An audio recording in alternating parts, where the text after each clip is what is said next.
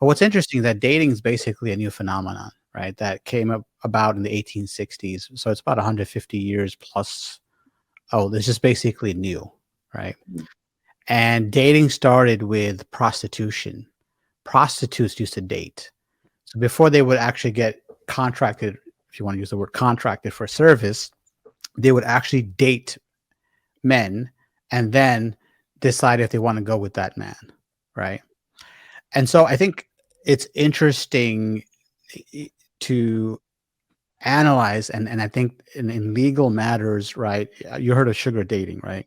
Mm-hmm. Being a sugar daddy and stuff like that, right? So there's now issues of legally trying to differentiate that sugar dating with prostitution, right? There's like a fine line.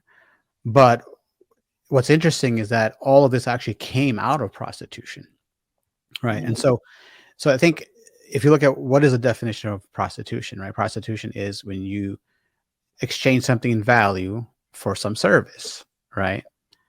And so when you look at dating, I want to know, how is that different, right? You take someone out, you're exchanging something of value. You're going to spend $100, $200 on that dinner, right? Hoping that it'll get you a second date, hoping it'll get you a third date, right? And then hopefully you'll get service, right? Just trying to use. Sometimes it doesn't even need to get that far. Yeah, exactly. Sometimes if alcohol is involved, it goes faster, right?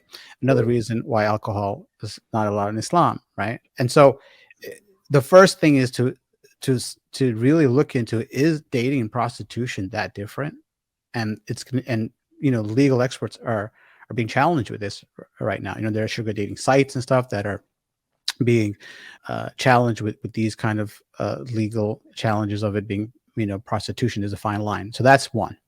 Number two, it also shows us kind of like, that we're conditioned with our societies. I remember when I was young, my neighbor, she came over and she asked me, if you guys don't date, how do you guys get married, right? And I was a little kid and I had no idea. I just knew that we didn't date, right? And I had no answer because we're conditioned with our societies and that's all we see. And so, because this is how people get to know one another and that's it, right?